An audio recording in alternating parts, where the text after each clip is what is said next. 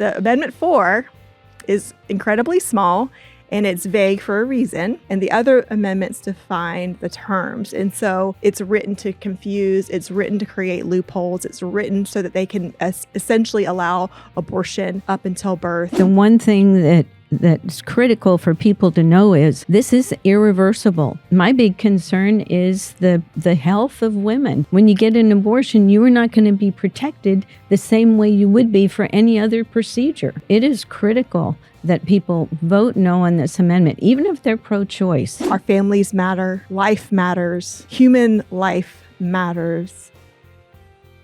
I'm Scott DeVore with the Free Factor Podcast with my co-host Will Reed with the Will Podcast. We have a very special podcast today with our esteemed guest talking about a very important topic as we enter the election season, especially here in Florida. We're talking about Amendment number 4. We're talking about what the amendment says, what the dangers behind it is. We have special guests here. We have Jen Pace, the CEO, taking over next year, 2025, for First Coast Women's Health, First Coast Women's Services. And we have Dr. Kathi Aultman, who is a pro-life advocate who has a very unique experience with this topic of abortion, from personal experience to her, her career. We would love to kind of open up with you, Dr. Kathi, just to really kind of share your background and why you're so qualified on the topic based on kind of your personal life and, what you did in the medical field. So Dr. Kathi, Jen, thank you so much for being here. Dr. Kathi, we'll start with you. Well, I'm board certified OBGYN with over 35 years of experience, and I used to do abortions. I thought that it was a woman's right to have an abortion, that no woman should have a baby she didn't want. And so when I entered my OBGYN residency, I learned how to do first trimester D&C with suction abortions and also D&E or dismemberment abortions. I thought that was the best way that I could help women. I even did them when I was pregnant, but after my baby was born, I could no longer tear the arms and legs off little babies just because they weren't wanted. And then as I saw young women in my practice with unplanned pregnancies do really well after keeping their babies, as opposed to women who were struggling with the complications and problems subsequent to abortion. Thanks for sharing. And man, we have so many questions for you. But Jen, if you share a little bit about yourself and about what First Coast Women's Services and what you guys provide for the community. Yeah, so it's a really special time in First Coast Women's Services. We're celebrating 30 years of service in the Jacksonville community. And so we have 6 locations in 4 counties. So 3 in Duval, 1 in Baker, 1 in Clay, 1 in St. Johns County. We just opened our St. Johns County Center this year. And so this year we will have saved 1,600 babies from abortion just this year is what our projections show. And so we're just a resource to the community. We know that about 80% of women, post-abortive women, say that they would have chosen life if they had just one person supporting them. And so we find that to be very encouraging. So we seek to be that one person who's supporting them. A lot of men will buy the lie, the pro-choice lie that it's her body, her choice. And so even if they want her to keep the baby, they'll say that to her, thinking that they're being supportive, saying, hey, it's your body, it's your choice, do whatever you want, and I'll support you either way. So they feel like they're being supportive, but then, and in fact, she's feeling like she's all alone. And so it's so important to be that friend, that person that's an encourager to say, hey, you can do this. We'll not only just encourage you, emotionally, but we're going to help you with some material services. We're going to help you get connected to community services. And so we are a pro-life leader in the Jacksonville area. My name is Jennifer, and I've been with First Coast for about 5 years now. I started as a volunteer in the Clay Center, and then when we opened the Northside Center, I was the center director. And then God moved me into the fundraising side of things, which is also very fun and encouraging. And yes, next year I'll be the CEO. Awesome. Thanks so much for sharing. Man, I'm going to read Amendment number 4 and just what the actual text reads as far as what people are going to see when it comes to voting yes or no at the ballot. But I think it's important to say that there's already abortion laws in Florida. So this isn't like it's just nothing is already established and in place. But I'm going to read the amendment, and I'd just love to get your thoughts on it and what the dangers behind it is. So this is what it reads. So Amendment number 4, it's called the Right to Abortion Initiative. It reads, Amendment to limit government interference with abortion. No law shall prohibit, penalize, delay, or restrict abortion before viability or when necessary to protect the patient's health as determined by the patient's healthcare provider. This amendment does not change the legislature's constitutional authority to require notification to a parent or guardian before a minor has an abortion. Now, just reading that from the surface, it reads like it's okay, I guess, but there's, when you really break it down, it is actually really deceptive and how ambiguous a lot of the words are, like healthcare provider, patient's health, like what does that mean? Jennifer, will you please kind of break down just kind of the initial dangerous meanings behind the lack of being that direct with what the text means? Yeah, I'll speak to the parent consent aspects that I'm concerned with. I'll let Kathi speak to the health aspects because she's the expert on those things. But to me, it's just as a parent, I have 4 kids, 2 of them are teenagers, and this amendment, if it was passed, it would remove parent consent. So parents right now are not only notified, but they also have to give consent for their child to have an abortion. This would remove consent laws, and it would only allow parents to be notified. So it's written really craftily because it makes it sound like, oh, nothing's going to change, but that was done on purpose. That was done on purpose to confuse people. So right now, if I have my child and they're in school, they get hurt, the school can't even give them a Tylenol without my consent. But if this amendment passes, then my child could then go get an abortion, and I would only be notified. I would have no ability to stop it, to prevent it, to speak into my child's life, and that's going way too far as a parent. My child is about to get his driver's license, right?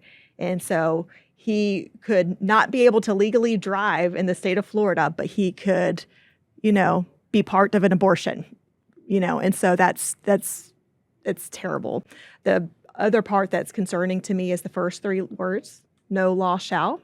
So you mentioned that there's plenty of laws. There's actually 20 laws in the state of Florida right now regarding abortion. And so every single one of those laws would be ripped out, removed, and totally gotten rid of. So because no law shall prohibit, penalize, delay, or restrict an abortion. And so all the laws that even protect women, if I'm a person, I'm pro-life, but I have some people that have come up to me in discussions that are pro-choice or who are pro-life, and these laws are laws that the pro-choice side would want. Allegedly, they want women's health to be protected. And those laws that are making sure that the procedure's done safe in a sanitary environment by a medical profession, all those laws are being taken away. And so it's very concerning. So they don't define viability. They're probably going to use something like 24 weeks, which is 6 months. Now, babies actually can survive earlier than that. I think the earliest one was 21 and a half weeks. Babies at 22 and 23 weeks can survive if they're given adequate medical care. So for any reason up to that point, and then they say for the health of the mother. And the health of the mother was defined in a companion law to Roe v. Wade. And in that law, they talked about health being anything that affects the woman, and it could be her age, could be emotional health, could be a lot of other things that we would not think of as severe health problems. So they can use that little loophole, or that big loophole, to authorize an abortion all the way up to birth. And it doesn't even have to be a doctor making that recommendation. It's a healthcare professional, which is not defined. So that really could be anyone, and they wouldn't necessarily be qualified to make those kinds of decisions. One law that really disheartens me that would be removed is the requirement to have an ultrasound prior to having an abortion. And that's really important for a couple of reasons. It's important for the health of the woman. If a woman has an ectopic pregnancy, if a person has an ectopic pregnancy, then the same symptoms of ectopic pregnancy are the same symptoms of a person who's having an abortion. So she has that abortion, she takes the medical abortion, let's say, and has an ectopic pregnancy, she's going to feel severe cramping, severe bleeding. She may miss the fact that her tube has ruptured. So that procedure is very important if the woman has an abortion. It actually is also very important to prevent abortion. You know, there's been so many women who've come into our centers who come in abortion-minded and are pretty set on an abortion, and then they see the baby on the screen. They see that baby on the ultrasound, they hear the heartbeat, and it helps them to have a change of heart. And so many women that I've talked to who are now volunteers, who are in their 60s, who are in their 70s, will say to me things like, if I had only known it was a baby, that it wasn't a clump of tissues, I wouldn't have chosen abortion. And 20, 30, 40 years later, these women will cry at the thought of their abortion. And they say, I would have made a different choice if I had seen my child on the ultrasound, if I knew it wasn't just a blob of tissues. That ultrasound is important. You know, there's something called informed consent. And when you have a medical procedure, a doctor will tell you all the issues, right? These are all the bad things that could happen. This is the reason why you're doing it. And then you consent to that procedure, right? And this amendment removes doctors. This amendment also removes informed consent to a degree, because if I'm a healthcare provider, I don't have to tell you all the risks. So this part of the ultrasound is helping the mother to see, okay, this is what's going to happen. This child is going to be removed. And that ultrasound is so important for both sides, for the health of the mother if she does have the abortion, and then also as a prevention tool to make sure that this is something that she actually really does want to consent to. Because again, there's so many women who live with the regret, and then they deal with post-traumatic stress from it. They deal with depression. They deal with substance abuse issues, and it's going to impact our whole state if this goes into effect. And the other reason that ultrasound is important is that just using last menstrual period is very inaccurate as far as determining gestational age. And we know that if women take the abortion pill beyond the recommended time, the risks increase. As a matter of fact, for all abortions, the later in pregnancy it's done, the greater the risks.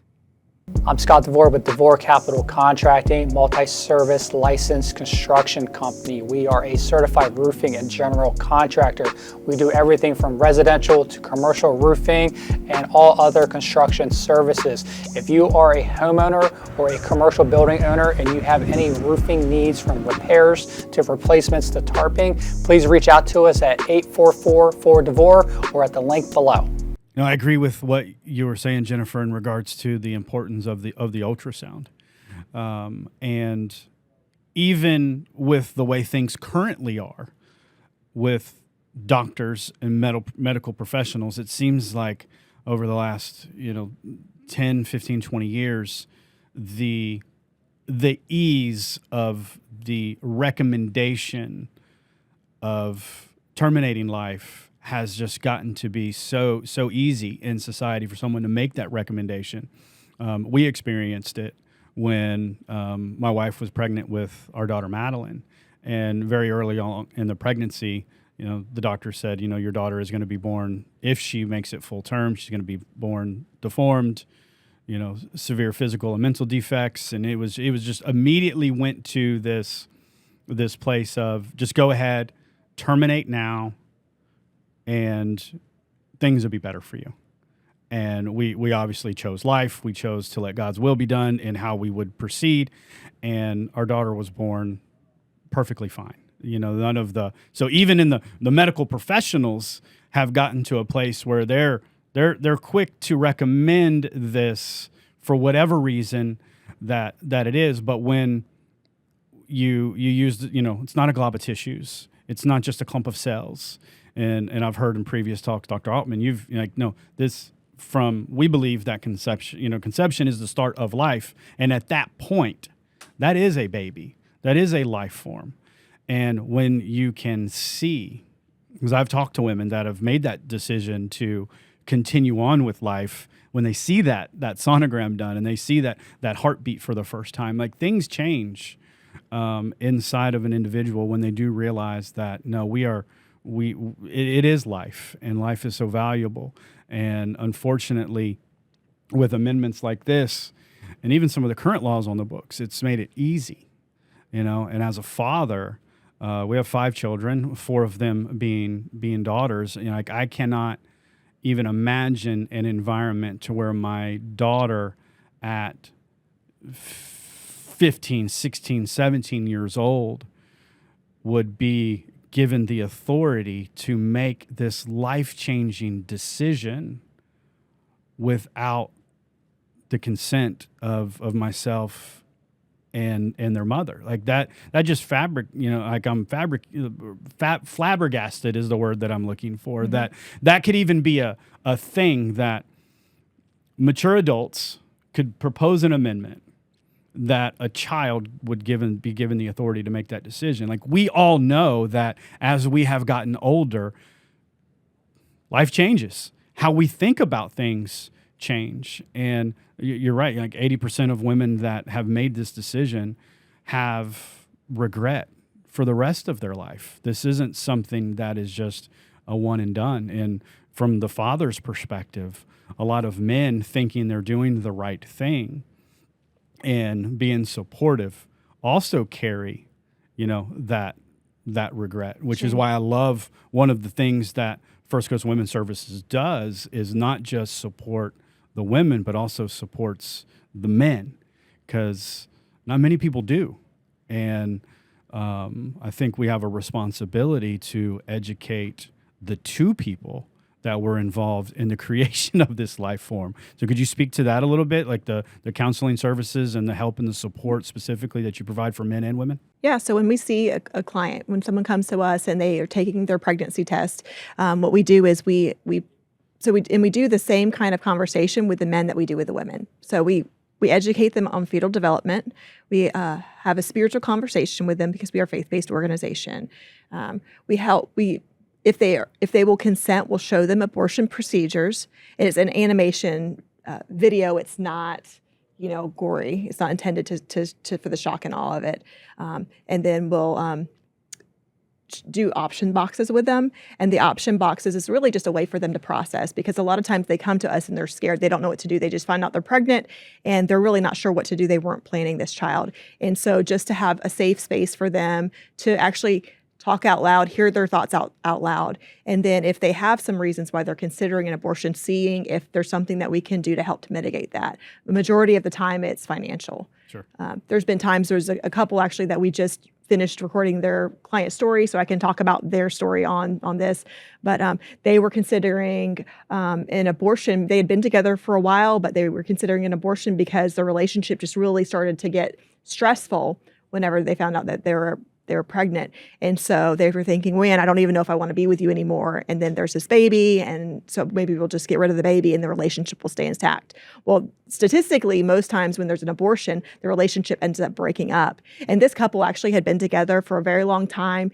And so we did some relationship skills classes with them, helped him to see the ultrasound as well as this woman. And they were able to actually stay together. So they've been together for 3 years now. They're married. They actually had another child, and they have come back and said, that what you guys provided us helped us to navigate, because it helped him to learn, hey, I can be a father. I can work through this relationship. I can step up to the plate. And it helped her to be able to rely on him. Not every single couple, gets married or anything like that, but what we do provide is the fact for both people to be a part of the conversation. Because here's the thing is even if they don't stay together, we want them to be able to learn how to co-parent. So it's really important to be able to pour into the life of that father just as much as it's important to pour into the life of the mother. We have this society where we have a fatherless generation.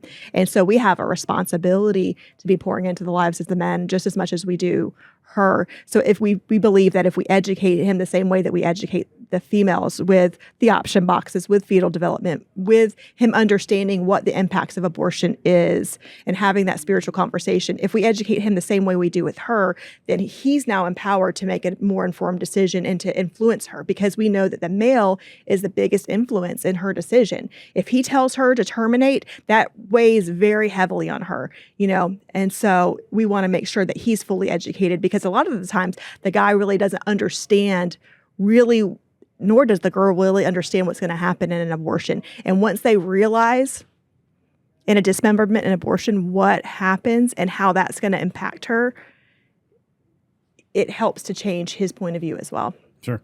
And it's not something that only impacts, should this amendment pass? It doesn't just impact those two individuals involved. Right. It impacts their families, their future families. It impacts society as a whole, because as the amendment is written, no law shall, right? And so this is something similar has been passed in other places. So the access to an abortion is considered restricted if the individual cannot afford it. So we've seen in other places, and we've talked about this previously, where now the taxpayer in the state of Florida will now take on the ownership and the responsibility to now fund this, because it will be deemed prohibitive if an individual has. And, I don't know that the vast majority of Floridians understand that that's, in a sense, a new tax. Well, what you're referring to is Michigan. So there's been 7 states that have passed similar amendments, and Michigan is the example that you're giving. Yep. And so once that amendment passed, then the same people who proposed this amendment then sued the state saying, okay, you can't prohibit abortion, so now you have to make sure that the state pays for them, because if a woman's prohibited and delayed to have an abortion because she can't afford it, then it's on the burden goes on the taxpayer. And so we know that that's what these special interest groups have done in the past, is make the amendments go into effect. They dump millions and millions of dollars. And we're not talking about Floridians here. We're talking about people from other states who have a special interest in Florida, groups like Planned Parenthood, or who are going to make money off of the abortions. So this is their motivation, right? They want to make sure that that abortion is going to be enshrined in Florida so that they can always make money off of Floridians. Right. And so they want to make sure that it always happens. So they're going to dump millions of dollars, not because they care about women, but because they're making an investment. Right. They want that ROI. And so they're going to make sure that that happens. And then they're going to stick the bill on who? On the Floridians. On the Florida taxpayer. And I don't think people I really don't think people understand those two pieces. I'm all for states' rights and states being able to govern how they see fit. I believe that's how our country was founded, and that's the way it should be. There's a couple of small things that the federal government should do, right? But when you have these special interest groups that come in for profit, it's not the citizens of Florida that are proposing this amendment. It is rather these special interest groups that will profit greatly by this amendment coming in. You want to speak to that a little bit? Well, I was going to say the one thing that's critical for people to know is this is irreversible. There's only been one amendment in Florida that's been reversed, and that was prior to changing the percentage that's required. So this will be the law. We will not be able to change it. If people are unhappy with current Florida law, then they need to go through our legislators and do it correctly, not with a vague constitutional amendment, an extreme constitutional amendment that will take away our rights forever to do anything here. And my big concern is the health of women. When you get an abortion, you are not going to be protected the same way you would be for any other procedure. So it is critical that people vote no on this amendment, even if they're pro-choice. This amendment is too extreme. Let's change it. You know, if you want to vote people out, do it that way. But don't do it where nobody has really the chance to examine it and, work it out properly. I think the other thing that I wanted to address was you were talking about how quickly doctors are to push abortion. Doctors don't want to be sued. It's been so litigious, and they don't want to be sued. They don't want to be sued for a baby that's abnormal. And so as soon as a baby might be abnormal, they're going to recommend abortion. I recommended abortion to a patient just because I had given her an antibiotic for an infection. It turned out she was pregnant, and that antibiotic might have turned the baby's teeth yellow. And I told her, maybe you should consider an abortion. It could affect their teeth, blah, blah, blah. Thankfully, she left my practice, very offended. And years later, I met her son when he was in high school. And I was so thankful that she did that. Sure.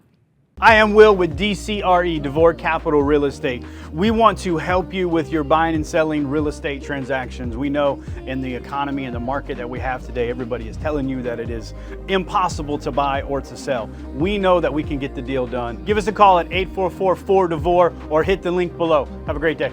Like Will, I'm a father of two girls. I have two teenage daughters, and we're a couple guys talking to ladies about abortion. But I think it's so important for the men to step up. Because they have as much of a voice in this as the women do. And just everyone here on this podcast, we're all people of faith, we're all Christians. And, I just think about anything that, my litmus test, anything is, does it create life or does it create death? And obviously there are abortion, laws in place already. So that's not the issue, but this is so dangerous where it does take it to the extreme. What is a healthcare provider? It's not necessarily a doctor. It could be a psychiatrist. It could be, whoever is deemed a healthcare provider to this day. And just the language that's in this, it's so important for us to really get the word out as we're in these last couple of days before Election Day. I mean, we're running out of time. And, Dr. Kathi, just you've testified before Congress on this matter. You're probably one of the most educated people to speak, just from a practicing abortionist to your certifications as a medical doctor to your personal background. You're out here just really pushing so hard to get the message out. What's the personally for you, like what was driving you so much to speak so powerfully about this topic? I think because it's irreversible. It's not like it's something that can be changed. I think there are very few Floridians who actually think that a person should have a right to get an abortion all the way up to birth. That is just horrible. I think everybody recoiled when the governor in Virginia was proposing that. So I think that's the main thing for me, and the harm that it's going to do women. These are complicated procedures. The farther along you get, the more complicated they are, but the more money abortionists make. They get huge amounts of money for late-term procedures. And don't tell me that they're not done. Dr. Hearn out west, he does third trimester abortions, and he admits the majority are not done for fetal or maternal reasons. They're elective. I think one thing that's critical is that we let people know that our current abortion laws do not prevent doctors from taking care of patients. I did a poll of my partners when they were pushing the idea that abortion was health care and you couldn't take care of patients without having access to abortion. When I asked my partners, it turned out that neither I nor any of my partners had ever done or had to refer a patient for an abortion just to take care of a pregnancy complication. Sometimes we did have to deliver that patient early. Sometimes that baby didn't survive, but we knew we weren't committing an abortion because that was not our intent to kill that baby. We're hearing all this misinformation about, oh, doctors aren't going to be able to practice. They'll be afraid to take care of patients. That's a lot of baloney. I mean, it's our responsibility to understand the law, to know the law, but our law is very clear. They've clarified that ectopic pregnancy, miscarriage, molar pregnancy, all of these things would not fall under the current law. There are exceptions for serious complications, to the mother's health and her life, so that the things that they are putting out in the ads, most of them are lies, and you have to follow the money. Who's going to benefit by this amendment?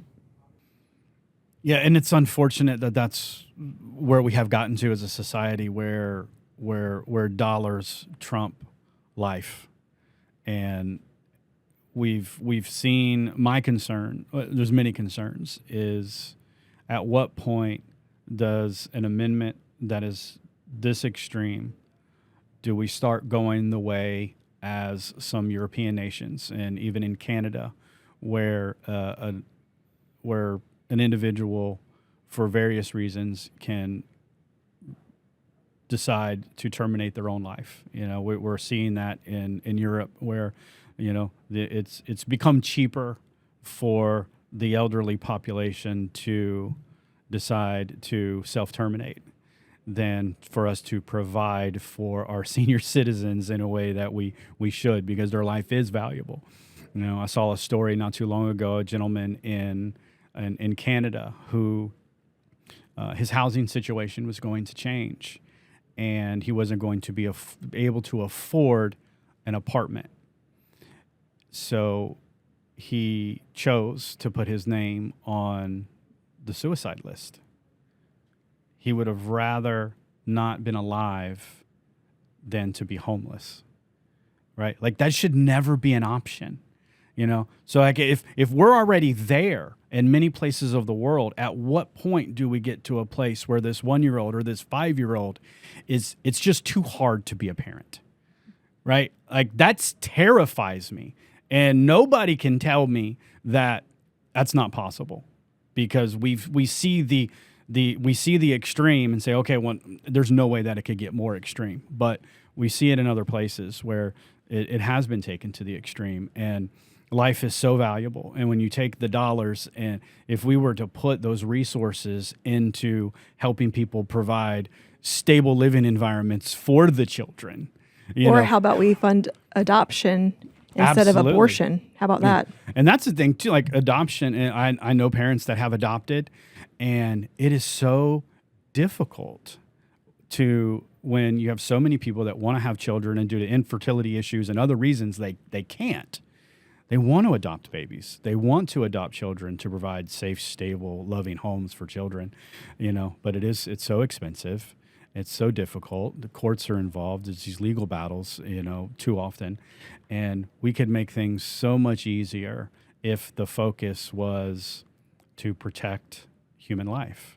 And I love what y'all ladies are doing, because that's absolutely what you're trying to do, is protect human life and support even those that don't agree with your position. Y'all are still there to help. But on the other side of this coin, if you're not for the abortion, then you're against them, and they want nothing to do with you, and you're vilified as some type of zealot. And it makes no sense to me why that's the case, where it's like, no, we are here to love and support as many people as possible, whether you agree with us or not. We're not going to close the door on you.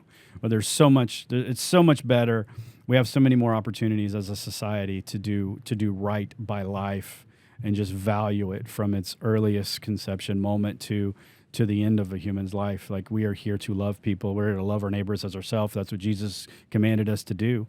And I think that starts with someone who is pregnant and unsure of what their next move is, to no, that life is valuable. That life is just as valuable as yours.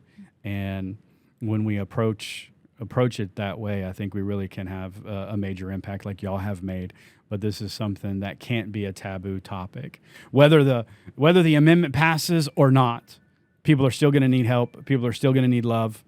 And I think y'all are doing a great job in promoting that. Ladies and again, on behalf of Scott and I and DeVore Capital, we want to thank you for taking the time to come over and talk to us about this issue. We hope that we are able to, keep the conversation going as we come into Election Day. And if anybody who sees this has questions, comments, concerns, we're here to help. We're here to, have those conversations. And yeah, we are a construction company, but before we even start to build anything, we are believers and not just in believers of Jesus, but we are believers in people, and we want to use our platform and our ability to help people make informed decisions that will really set the course for the rest of their lives. So we want to be a part of that. And as we close, anything that you want to say to the audience to talk about what the next steps could be, please feel free.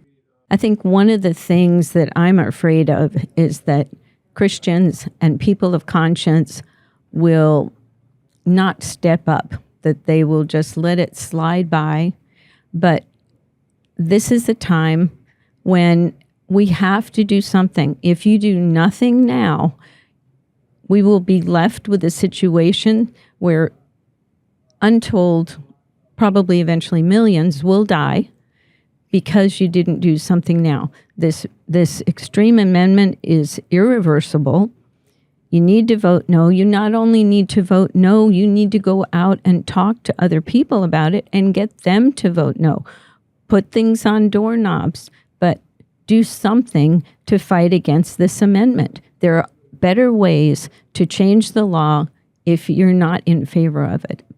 I'm reminded of a famous quote, and unfortunately I don't remember the name of the author, but it goes something like this: for evil to flourish, it just takes good men to do nothing. We need to vote no on this amendment. This amendment must not pass. I'm Scott DeVore with DeVore Capital. We are a multi-service construction, real estate, and development company. We do services from ground-up development to roofing services to real estate transactions. Reach out to us at 844-4-DEVORE or at the website link below. So final thoughts, one thing, I want everyone to vote no, right? But one thing that I want to underscore is the fact that no matter what happens, is that First Coast Women's Services is going to be here no matter what. I'm still going to be turning the key into the door to support women and to help families who are facing unplanned pregnancies, whether this amendment passes or not. There's other providers that whenever the laws have changed, they just up and left and closed down their doors because they were only interested in the one option. They were only interested in the abortion option. They weren't interested in helping women in other areas. They only wanted to make money off of that procedure. And so we're here no matter what the law is, wanting to support women, to support families, and to help to build a stronger community in Duval County. I was born and raised in Duval County. I was born and raised in Florida. I want to see healthy families flourish in our community. And so that's what we're doing. One thing that you said, Will, that really struck a chord with me was just related to the value and the dignity of human life, and how if this passes and some similar laws and or amendments pass, it's like a chipping away at the foundation of human dignity. Because you're right, we shouldn't be surprised if we're willing to kill someone just because they have a mental disability or they're not convenient. Do we not think that that's going to happen at the end of life as well? I almost lost my mother this year. She almost died, and it was so gripping to me because we ended up taking her to the hospital 7 times. And every time I took her to the ER, she ended up being discharged within a day or two. And I felt so frustrated because I felt like they weren't valuing my mom because of her age. And I can't say that definitively. That was a feeling I got, but that's how I felt, was that they were not valuing her life because of her age. And finally, one of the hospitals kept her for several weeks, nearly a month, and then she went to rehab, and she's better now. But we would be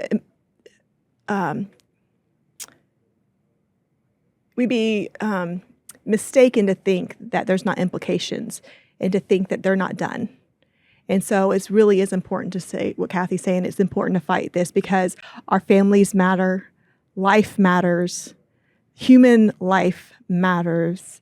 And so it is really important to vote conscience. And I would just say one final thing is if you're going to vote and you still walk into that booth and you were undecided, you just don't know which way to vote, I would just challenge you to read the amendment and to look at similar amendments, because you would notice that the Amendment 4 is incredibly small and it's vague for a reason. And the other amendments define the terms. And so it's written to confuse, it's written to create loopholes, it's written so that they can essentially allow abortion up until birth. It says on the amendment viability, and viability, to your point, is about 24 weeks. Most people accept that child of a 24-week gestational age baby is about 12 inches, 9 inches from crown to rump. So from crown to rump, a baby could fit between my wrist and my elbow, weighs about 1 pound. That's the size baby that they're saying just period should be able to be aborted, and then up to birth with medical exception. That is extreme. That should not be allowed in our state. I think Floridians are better than that, personally. I want to say one more thing, and you're talking about what may happen in the future. Do you know that there already, years ago, there were pediatricians who were promoting the idea that a woman should have 3 months after the birth of her baby to decide if that baby should be euthanized or not, because there might be some sort of congenital anomaly that pops up and they find out the baby has a problem, and they should have the right to kill that baby at 3 months. So this is not just science fiction. There are people out there who have these kinds of beliefs. Ladies, thanks so much for sharing on this extremely important amendment that is coming to vote here in just a few days away. And as I said at the very beginning, there's already abortion laws. There's already exceptions for rape and incest, which seems to be something that always comes up when it comes to this topic. But this amendment for Jennifer, just based on what you said, is so vague that what is viability? That's whatever the definition of the day is. And this could create opportunities for abortion up to 9 months or beyond, or even, crazier scenarios than that. So it's so important to get out there to vote no on Amendment 4. Please do your part. Please reach out to Jennifer or Dr. Kathy. We'll let them share how you can reach out to them if you have any questions, concerns about anything that we discussed today. But I appreciate you ladies for coming out today, the sharing, and we're just praying for all Florida right now that everyone goes out and votes no to make sure that this amendment does not get passed. Just share your contact information. Sure. All right, yes, I'd love to talk to anyone. You can reach out to First Coast Women's Services. Our website is friendsoffirstcoast.org. Again, friendsoffirstcoast.org. You can also reach me through phone or text at 904-549-6100. Again, 904-549-6100. You can tell I'm a 90s kid. I say it twice. And actually, probably the easiest way to reach me is to go through you.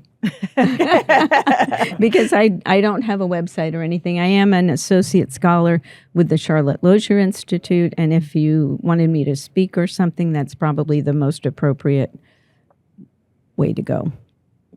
But the easiest way is probably to call Jen. Okay, sounds good. Awesome. All right. Thank you, ladies.